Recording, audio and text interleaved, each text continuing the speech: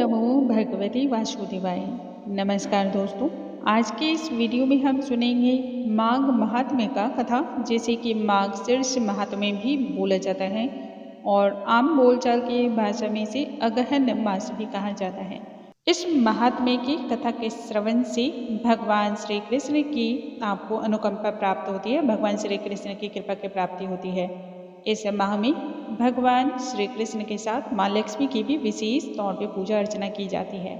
कहते हैं जो भी व्यक्ति इस प्रकार से पूरे मास में माघ महात्म्य को श्रवण करता है, श्रवण करने मात्र से ही उसके संपूर्ण पापों का नाश हो जाता है और इसके साथ ही संपूर्ण कार्यों में भी उसे सिद्धि की प्राप्ति होती है। इसलिए जरूर सुनना चाहिए। सबसे पहले तो दोस्तों आप सभी का बहुत बहुत धन्यवाद। हमने इससे पहले वाले वीडियो सभी में सुना था कार्तिक मास महात्म्य की कथा, उन सभी में आप सभी ने अपना भरपूर स्नेह और प्यार दिया है। इसके लिए आप सभी को बहुत बहुत धन्यवाद। आज से संपूर्ण माघ मास में हम सुनेंगे माघ महात्म्य की कथा, जो प्रत्येक दिन अपलोड कर दी जाएंगी, इसलिए इस कथा को नियमित तौर पे श्रवण जरूर करें। अभी तक हमने सुना है माघ मास महात्म्य की 4वें अध्याय का पाठ। अब आज के इस वीडियो में हम सुनेंगे माघ मास महात्म्य के 5वें अध्याय का पाठ। हमने 4थे अध्याय में सुना किस प्रकार से कोई भी व्यक्ति जब माघ मास में स्नान करता है तब वह संपूर्ण सुखों को प्राप्त करता है और सभी पापों से मुक्ति मिलती है। बड़े से बड़ा पाप हो गया हो किसी भी व्यक्ति से या दुख दारिद्र्य का वह जीवन जी रहा हो, उन सभी व्यक्तियों को माघ मास का स्नान करने से सभी प्रकार की दुख दारिद्र्यता से मुक्ति मिल जाती है और सुख की प्राप्ति होती है। किस प्रकार से व्यक्ति को यदि माघ मास का स्नान का फल मिलता है, माघ मास में स्नान करते हैं तो जीवन सूर्य और चंद्रमा के समान चमकदार हो जाता है। अब आज के इस वीडियो में हम आगे की कथा जानेंगे। आगे की कथा में ऋषि दत्तात्रेय ने राजन से एक प्राचीन कथा सुनाई, जिसमें उन्होंने बताया है जो व्यक्ति अनेक प्रकार के सुखों को भोगना चाहता है या फिर मृत्यु के उपरांत भी वह मुक्ति प्राप्त करना चाहता है या सभी प्रकार की सुख सुविधाओं से वह हमेशा युक्त रहना चाहता है, तब वह क्या कर सकता है। आइए कथा आरंभ करने से पहले भगवान श्री कृष्ण का ध्यान कर लेते हैं। ओम श्री कृष्णम शरणम नमः।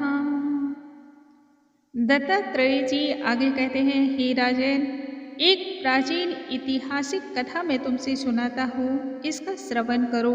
भृगु वंश में ऋषिका नाम की एक ब्राह्मणी रहा करती थी, जो बाल्यकाल में ही विधवा हो गई थी।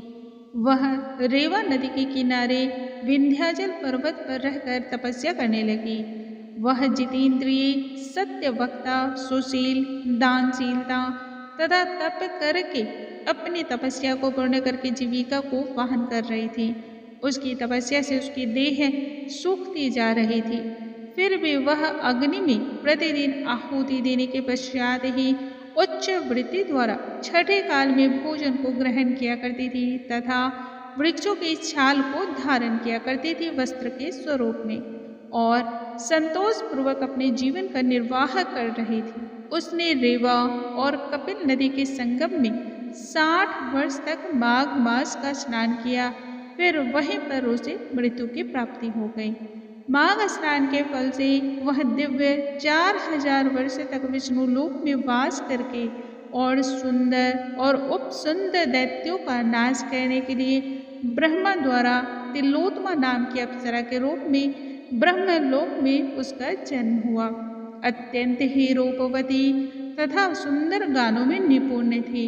गान विद्या में अति प्रवीणता तथा मुकुट मंगल से अत्यधिक शोभायमान थी। उसका रूप और यौवन देखकर सभी देवी देवता भी चकित रह जाते थे। उसके रूप और यौवन की छटा और सौंदर्य से ब्रह्मा जी भी वंचित न रह पाए। वह तिलोत्तमा रेवा नदी के पवित्र जल में स्नान करके वन में बैठी थी।